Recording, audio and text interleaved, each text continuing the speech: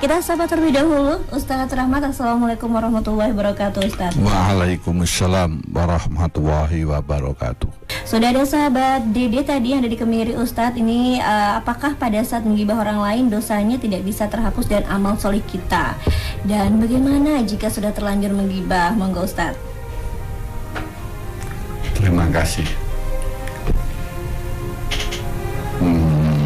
Pak Dede. Mungkin, tapi hanya Dede di Kemiri. Oh ya, Pak Dede di Kemiri. Perlu kita pahami, kita mengerti dan kita sadar ada dosa yang hubungan kita makhluk dengan Khalik, dosa kita dengan Allah. Tapi ada juga dosa yang hubungan manusia dengan manusia. Dua ini aja yang kita bahas. Kalau dosa kita dengan Allah, ini kita beristighfar, bertobat, insya Allah kita akan diampuni. Kalau tobatnya tenanan, tentunya. Tapi kalau tobatnya kapok lombok ya wallahu a'lam. Yang kedua, dosa dengan sesama manusia. Nah, kira-kira berbicara ghibah ini, di samping kita adalah membicarakan orang yang berakibat sangat-sangat fatal, ini hubungan manusia dengan manusia apa manusia dengan Allah? Tentunya dua-duanya. Seperti contoh, dosa membunuh. Membunuh itu terhadap yang dibunuh kita berdosa. Kesalahan. Tapi dengan Allah kita juga salah. Nah, kemudian bagaimana menghadapi dosa yang demikian? Apakah kita ini dengan beramal baik itu dapat diampuni? Ya, kalau saya menjawab ya sederhana, ya mudah-mudahan saja, semoga saja diampuni.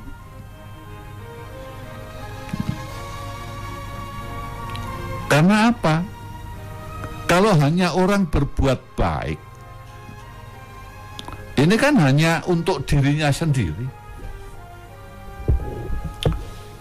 Nah, bagaimana hubungannya dengan sesama makhluk? Menurut riwayat, dosa dengan sesama itu kalau belum diampuni, itu nanti amal soleh kita ini dipindahkan kepada orang yang kita salahi. Maka sebaiknya kita hal-hal yang menyangkut hakul adam, hubungan manusia, ini ukhuwah basyariyah, ini ya lebih bagus terbuka lah, minta maaf. Ini jangan kita bangga. Yang kadang mohon maaf itu tadi karena zamannya ini sudah sosial media, kadang kita menghina orang itu di sosial media. Kita merasa bangga bisa menghina orang. Ya kalau tidak mau minta maaf ya tercatat sebagai amal salah, bukan amal soleh, amal salah. Apapun niatnya itu kalau sudah tidak bagus hasilnya ya tidak akan diterima sebagai amal soleh. Maka kembali pertanyaan Pak Dede, syarat saya temui untuk mohon maaf. Kalau bisa ya terbuka, mohon maaf saya begini begitu. Kalau tidak, minimal mohon kesalahan saya, semua kesalahan saya. Tanpa menyebutkan. Tanpa menyebutkan. Ya seperti kita pas hari raya itu. Hari raya kan nyuwun ngapunten sedaya lepat kula. Tiang enem, ya tak tampa. Dosamu wis tak tampa kabeh. Duguang segoro lor, duguang segoro kidul.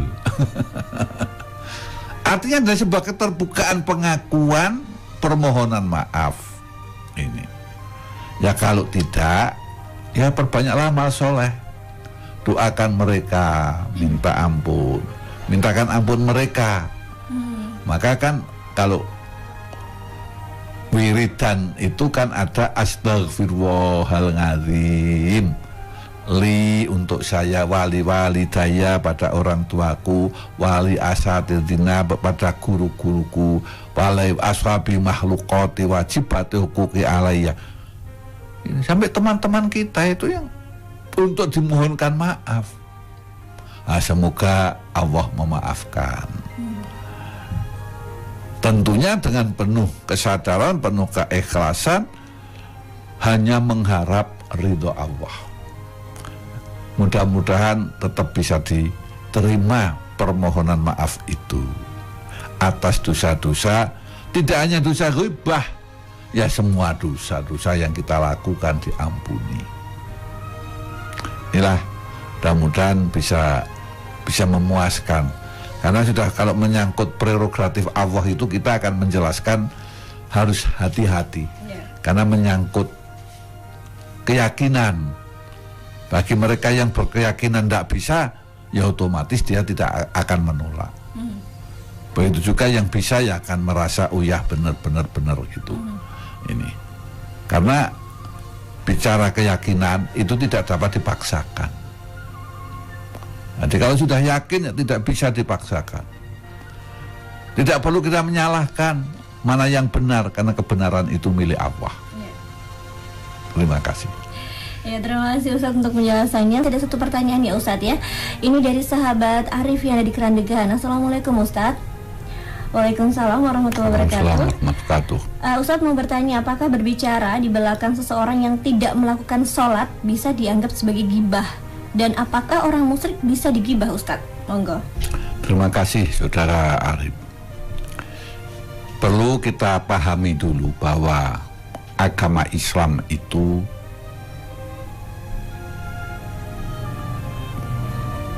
untuk memberikan rahmat seluruh alam.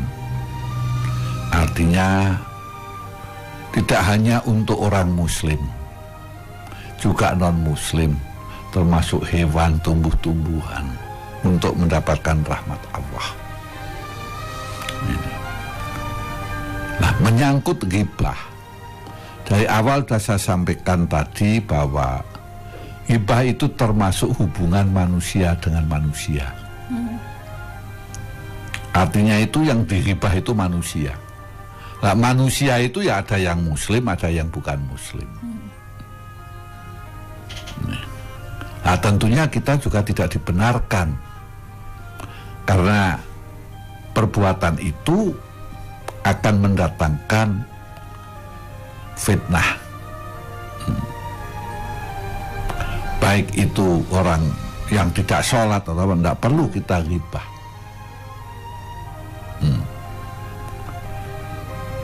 Jadi kalau memang kita mau mendakwahi mereka, ya dakwailah. Wajadilhum billati ya asan. Maka mengambilnya itu ud'u ila sabili rabbika bil hikmah. Nah, hikmah ini yang pemahamannya itu bermacam-macam. Ada di antaranya adalah ya ilmu hikmah yang banyak ulama-ulama khos itu didatangi oleh seseorang yang mungkin tadinya orangnya benci dengan Islam, atau benci sama kiai, benci sama sudahlah yang namanya keislaman. Sakit minta didoakan terus dikasih minum, airnya ditiup, disuruh minum, Allah menyembuhkan. Ini bagian daripada ilmu hikmah. Ini. Maka andai kata mau diskusi ya yang bagus. Ini. Tidak perlu kita itu membicarakan kejelekan mereka. Tidak perlu. Ya kita tetap menjaga ukhuwah basariyah. Nah, ini. Oleh karena itu Islam itu betul-betul menata bagaimana berkomunikasi dengan sesama muslim, sikap seorang muslim terhadap sesama muslim, berkomunikasi seorang muslim dengan non-muslim. Ini harus dijaga. Kenapa kok muslim dengan muslim dijaga? Karena kadang kan muslim sendiri itu ada beberapa keyakinan yang berbeda. Contoh, menyalahkan pada ibadah yang berbeda, yang sangat rutin hadir itu adalah Ramadan. Bagi yang 11 maupun yang 23. Tarawih nih Ustaz. Iya, tarawih. Atau yang lain seperti muludan. Bagi yang nggak suka mengatakan itu bid'ah, dolalah, finar, dan masih banyak lagi. Maka hubungan itu dijaga. Kalau kita memang mau nggak setuju, ya diskusi saja yang baik. Ini dalilnya. Kalau sudah mentok, ini kan sebuah keyakinan. Jadi orang yakin bahwa tarawih itu 23 atau 11, ya sudah keyakinannya. Nah, seperti yang dicontohkan oleh Imam Syafi'i di saat datang ke tempat Imam Malik, gurunya. Imam Syafi'i diminta menjadi imam tarawih, dia ngimami dengan 11 rakaat karena di situ biasanya 11 rakaat. Ini. Begitu juga doa kunut. Sehingga para imam ini begitu santunnya menghadapi perbedaan. Kembali pada pokok persoalan. Jadi tadi saya contohkan adalah sesama muslim, lebih-lebih dengan non-muslim. Tetap baru kita jaga juga bagaimana hubungan muslim dengan non-muslim. Ini. Sehingga tidak terjadi salah pemahaman.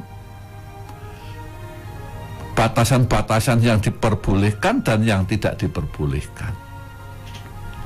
Ini. Nah, termasuk ribah bagian yang tidak diperbolehkan. Ini. Alhamdulillahirrabbilalamin. Subhanakallahumma wabihamdika asyhadu an la ilaha illa anta astaghfiruka wa atubu ilaik. Maha suci Engkau ya Allah dan segala puji bagimu. Aku bersaksi bahwa tidak Tuhan melainkan Engkau. Aku mohon ampun dan bertobat kepadamu. Wassalamualaikum warahmatullahi wabarakatuh.